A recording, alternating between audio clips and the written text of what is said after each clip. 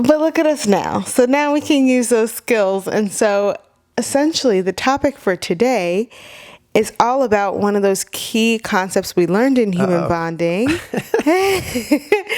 which is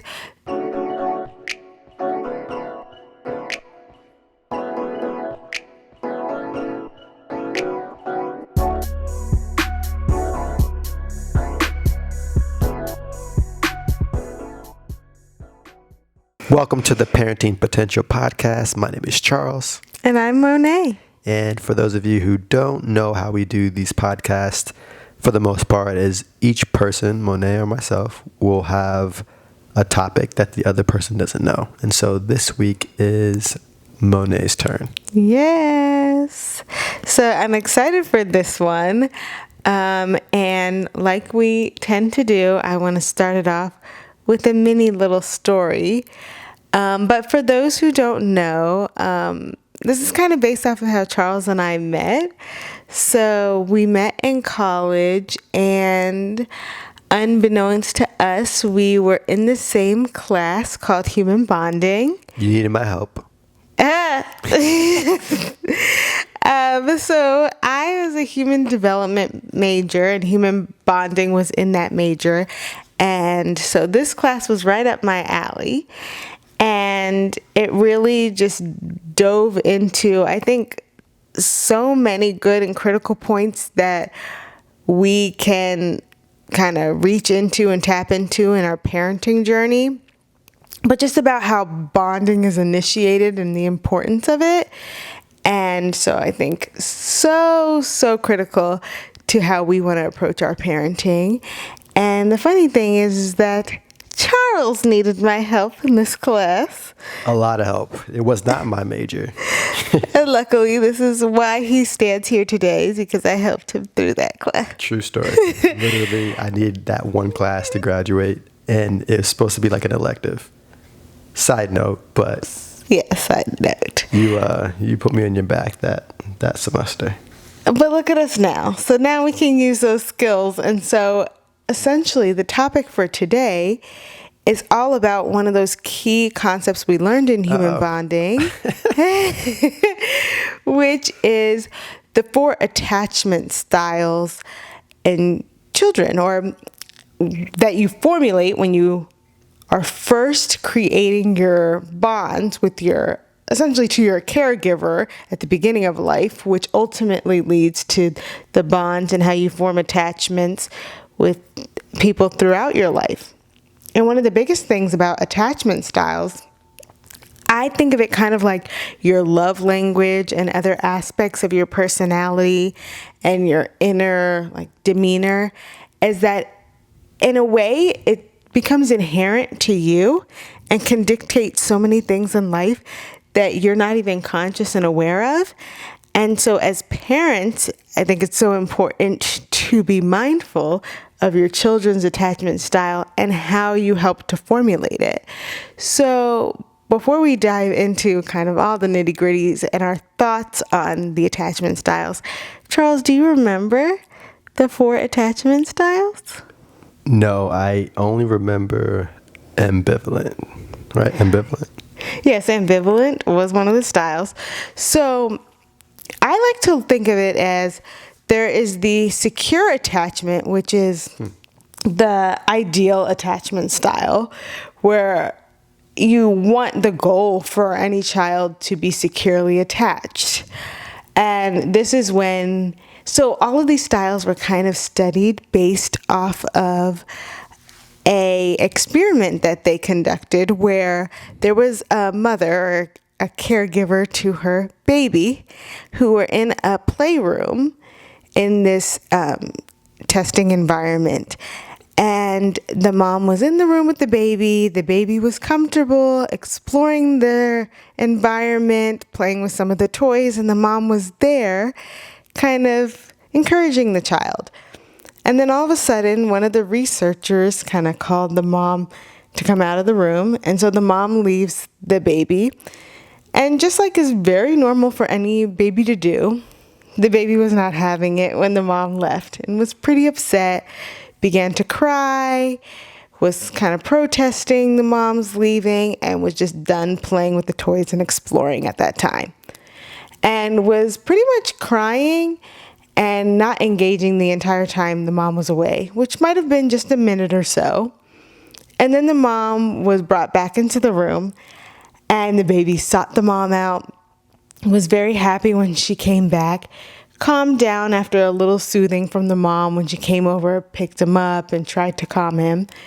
And then the baby slowly reacclimated to the space and started to engage back with the toys in the room once he was sure, okay, my mom's back and I can safely engage. And so the idea of the secure attachment is that the child will have confidence that when their caregiver leaves them, that they will be reunited again. They will be able to kind of return to what they've been doing because their parent has shown them that they have this comforting nature, that they are their protector and are always there for them. And so secure attachment is the ideal. But then there are 3 other attachments that are all under this insecure umbrella. And yes, Charles, one of them is the ambivalent. And that is more so when the parent leaves, the child will be distressed, as is typical. But then what happens when the parent returns is that the child kind of acts in a way where they aren't completely calmed down right away, because they're kind of confused because their parenting has been inconsistent. So they are distressed, and then they're kind of, it's interesting because I think this form is pretty similar to the disorganized attachment, which is another style, and where they're kind of confused and they kind of do this push-pull with their parent, like, I don't know if I should trust that you're here to protect me now. I don't know if you're really like my sole comfort. And so they kind of seem to be lost and in disarray. So you're saying that's ambivalent? Yes. So ambivalent is yes. I'm inconsistent. So like kind of, when someone is ambivalent, and we see like grown people who act this way too about attachments, where they almost act like they don't really need it. Where I think the disorganized is like, it's almost chaos, like really confused, like they kind of need it, but then not so much. I think of that as a person who's more clingy. And, like again, like older people when they grow up, if their attachment style was this disorganized attachment, it's like, oh, they kind of need you and they have this clinginess, but then they kind of can self-sabotage in ways because, again, they don't feel like they've gotten this consistency, and so they don't know how to behave. They don't know if they should fully engage or pull away. And then there's this avoidant attachment, which is this total, I guess, kind of the in-between of those two, or like the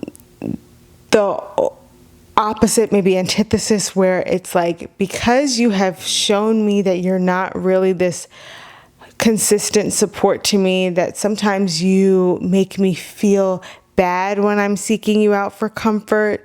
Sometimes when I seek you, I almost feel like I'm getting punished for it. Then even though I'm going to protest when you leave, when you come back, I'm actually not comforted by you at all. And I almost am treating you like a stranger. Like I don't even really want to go to you for comfort. Now it's all coming back to me. Yeah. And so all of that is to say that ambivalent, avoidant, or disorganized attachment in a child is not a secure way to be attached. And of course, you can see some real downsides of feeling that way with your primary caregiver at the beginning of life. Yeah. And how that can ultimately impact you. And the difference between having a child who is securely attached, who, although definitely when their parent leaves, is distressed and will cry, they are not just able to, oh, okay, well, I go off and do my own thing, but they have this trust that their parent comes back, and they feel better when they do come back. And that constantly being reinforced and continually happening makes them understand the pattern of, oh yeah, like I can have a trust in others too because of this. It's ingrained in me, this foundation that I can trust others. And so, initial thoughts before I go into what I kind of take away from this. I kind of want you to go into it because my thoughts will be more formed once I kind of see where you're going. Okay. So one thing I know, so Leilani is almost 10 months now. And luckily enough for us, we'd say that she probably has been sleep trained since 4 months? Yeah. Yeah. And meaning that essentially since 4 months of age, she had been sleeping essentially through the night in her own crib, in her own room, and not needing to get us for comfort in the middle of the night, not waking up screaming, crying, and requiring that we come get her, which is such a blessing because anyone who knows having a newborn can be a piece of work when you're constantly being woken up. But one of the things we've noticed is that when we've had various people stay with us overnight, the oft times that maybe Leilani will wake up momentarily crying, they hear her and go, oh, wow, like what does she need? And that kind of prompts the question, I just think in general, of, how do you know that your child feels securely attached? Or how do you know that your child does not need your soothing and comforting in moments? And that you don't necessarily have to run to them to provide them that reassurance. Because at this young stage, you don't know everything that you're doing that's influencing their feeling of attachment, love, and protection, right? And so my question to you is first, and I know we've had these conversations before, but what things do you think are kind of crucial in understanding or laying the foundation of a secure attachment and trusting that your child is securely attached even from a young age? I think it's just love, right? I think you can get into this whole philosophical approach, which I get there's science behind it too, but I think love, right? So if you love your kid, you're going to do things that show them that you love them, right? And I think you really can't go wrong with that, and it's not going to be perfect because you don't know what you don't know, and maybe your kid needs something a little bit more than what you're giving, even if you're coming at it from a place or vantage point of love. I would say with our girls, I would say they for the most part are securely attached in the sense that when we go away for work, there's times I have to go away for a couple of days at a time, and I come back and they're excited. Now, again, it's very different from the experiment, right? Because it's not like I left for 10 minutes or an hour and I came back and now, they see me. But I do think that when we leave, sometimes they are upset. They realize that we're leaving the house and going away, and sometimes they don't know how long. But when we come back, they just jump on us. So from that experience alone, and again, I'm not a psychologist or a human bonding expert, because although I got a 96% on that final, but I do believe that I would put them in the position of being securely attached. Yeah. And so sometimes you won't know if everything you're doing is giving them complete comfort. Because again, I think that sometimes they just want to be held all the time. And I get that. I would want to be held all the time too. But it's not going to happen every single time. And I don't think that because we didn't hold them for that extra minute that now they're like, oh, now I'm avoidant. Yeah. I'm ambivalent. I'm insecure. So that's kind of how I think about that question. Yeah, and like you said, when you do leave them, like, yeah, sometimes they will cry. And I think that is part of the knowing that they are securely attached. It's a two-part process. The one is how they respond to you when you leave. And then the second part is how they respond when you come back. Mm-hmm. And I think it's only natural for them to have that response of sadness, potentially fear, discomfort when you leave, because they are attached to you, that you are their protection, their source of warmth and comfort. And so I think an insecurely attached child may feel indifferent on you leaving. Mm-hmm. So to me, as painful as it can be, I remember one morning when I left to go to work and Leilani was just screaming, crying with the saddest face and eyes and tears streaming when I was leaving her. And it pained me, but it really did make me fully realize that she was craving me to stay there with her. She was very attached to me. But then, fast forward 9 hours later, when I came back home, and I see her big eyes light up, and she's so excited and just smiling and giggling and is so happy. So the second part was that, yes, my comfort, my love, my attachment is back. And so to me, yes, it's love, 100%. Giving that love can bring that attachment there. But I think what's key is the consistency. Because there are times where, yeah, you might have to leave your child abruptly, or for whatever reason, maybe you can't wholeheartedly be completely engaged and show all of this warmth and love in every moment. But it's what overall your child can expect. It's them knowing that, like, the foundation is laid, that you are their source of comfort and protection. And you've proven that to be the case. And I think sometimes parents can be hard on themselves when they feel like, man, I missed out on this, or my job or other responsibilities are pulling me in different directions, or I'm trying to sleep train them so I can't run into the room every second. And you can feel guilty as parents. You can feel like, man, like, am I messing them up? Am I doing the wrong thing?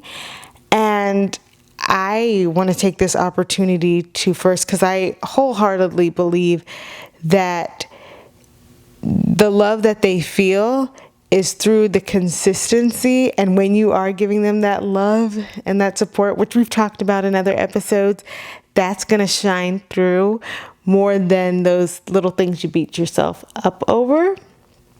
And even though our jobs have required that sometimes Charles is out of town for days at a time, or sometimes, specifically before in my previous role with my career path, I would sometimes be out of the house for a full 28 hours straight and not see the girls all day long. I still can say that I think that they are securely attached, and they know that they're loved. They know that their primary caregivers are their supporters. And it's so important, because when we are not fully there with them every minute, I think it shines through that they're securely attached when they're with their nanny or when they're with other family members. When we do have to leave, but we come right back. And, there's so many more years of life ahead and experiences ahead that we'll be able to see the results of their attachment styles. But I feel like it's pretty promising just already, just based on how they just navigate and explore spaces because of the comfort and the safety that they feel. Yeah, and I think if you can just talk to the people about a little bit more in depth, practically, on how to create that secure attachment in their kids. Mm-hmm. Because Yeah, it's great. We gave them definitions and talked about the philosophical and experiments and whatnot, but I'm sure people want to know, what can I do? Mm-hmm. Yeah, love. Thank you for that. Yes, I love my kids, right? Mm-hmm. But what steps could I take? What actions can I take to create that? And so maybe thinking one, and you can go after this, but quality time, I know we value that because in the nature of our jobs, sometimes there's seasons where we're away. Mm-hmm. And it makes you value the time you do have when we're together. And so we try to make them as important and engaging and of quality as possible. Mm-hmm. And as often as we can. So I think that, and we kind of covered this in one of our presentations at the Family Cafe conference, is creating the moments. Oh, yeah. Yeah. I think another one that I really can say, especially having 2 kids now, is because it's pretty easy, or let me not say pretty easy, easier to really invest your love and attention and really show all of that undivided care and protection and support to the one child when your sole focus is on that one child. And then when another child comes along, one thing that I think is important to create that secure attachment in the new child, but then also to continue to affirm the secure attachment in the older child who now is having the time shared, it's taking advantage of opportunities and being mindful in the moments that you do have with the children to show them both that they're both equally important to you. And so what that looks like, it could be either you splitting up with your caregiver times that maybe I am spending time with the younger child, you're spending time with the older child, and then we switch. And then the times when we're spending time with both of them and fully engaging with both of them, whether you're interacting by reading a story to them both sitting there or playing an activity with both of them, doing age-appropriate things in a way that incorporates them both. For me, I'm currently breastfeeding Leilani, and I completed my breastfeeding journey with Anaya when I was pregnant with Leilani. And, I think Anaya, to be fair, would probably still be actively breastfeeding today if I didn't decide to stop. But she's still just as much interested when I'm breastfeeding Leilani. And there are times where sometimes Anaya can get very handsy and involved and almost jump on her sister in excitement.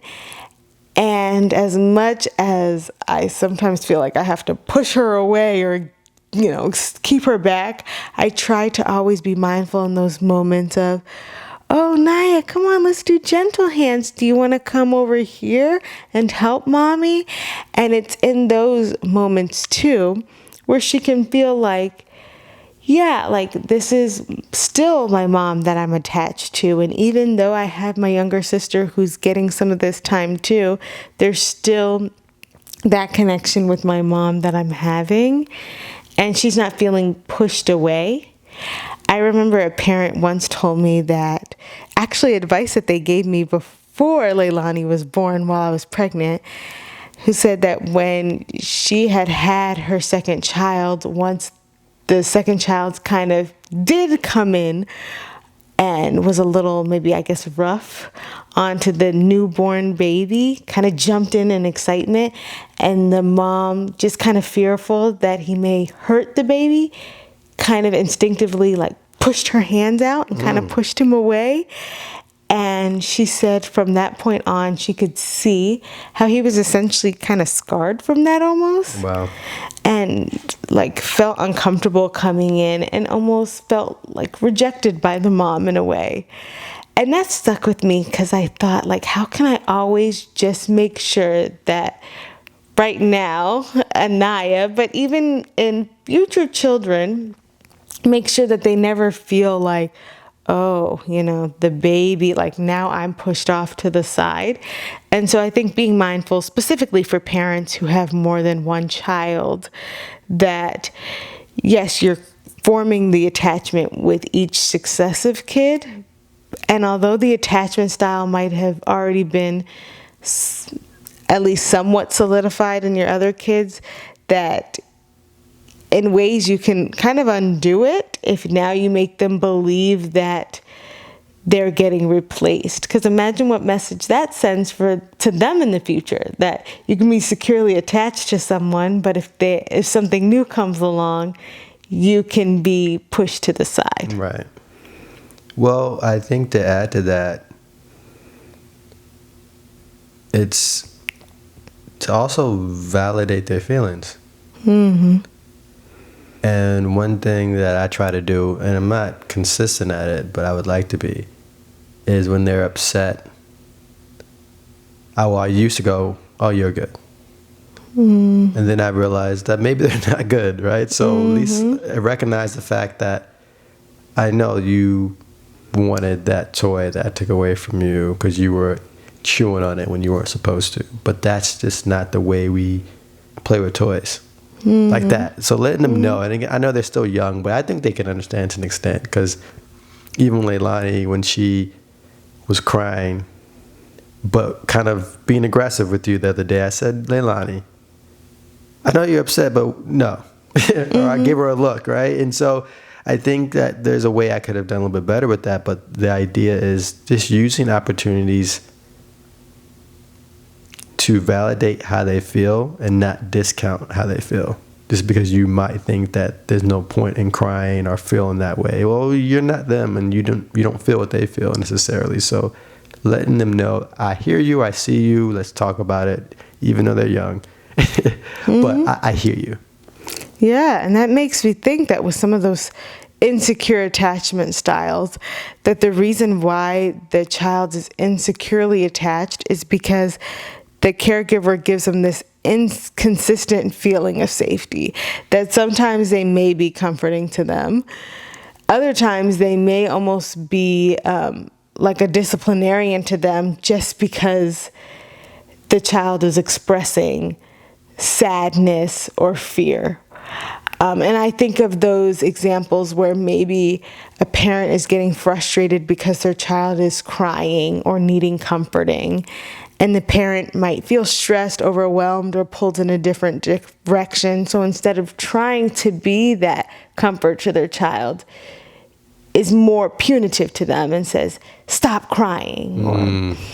And that, again, think about the message you're sending to your child now and what that might translate into when they're older. If when they're expressing to you that they need you, that they're sad, that they're looking to you, and you're instead punishing them or like admonishing them, that, again, think about 30 years down the line. For feeling the way they feel. Yeah, feeling bad for feeling that way, yeah. And feeling like they are maybe an inconvenience to you or whatever. Think of who they'll become 30 years down the line when they are getting sent those messages or perceiving those same messages being sent to them by a significant other or whoever else, when they're expressing to them like, hey, I need you. And it's this pushing away. And again, like so many things we talk about, you're parenting, you're realizing that you're setting the foundation of what your child can expect in the future and how they can navigate this world. And these little things that might not seem like a big deal or that you might not be so consciously aware of now, they all kind of add to create who your child will become in the future. And so I think that's another big one. Well, I'm trying to think if there's anything else. 'Cause I feel like we cover like a good basis. And again, we're not experts at this stuff, right? No. We're just talking from experience. So I'm sure there's a psychologist out there that just like, we forgot this, and this. Well, again, we're not experts. We're only experts on our experiences, right? So Yeah. this is how we feel. This is how, we would approach it. We're not saying we're the best, that it always will work, but we're going to try our best to make it work. Or Yeah. at least get to the outcome that we want. So I was thinking about how my attachment is, and I guess that's for another episode. But yeah, I mean, we'll say that for another episode. Yeah. How that affects our parenting.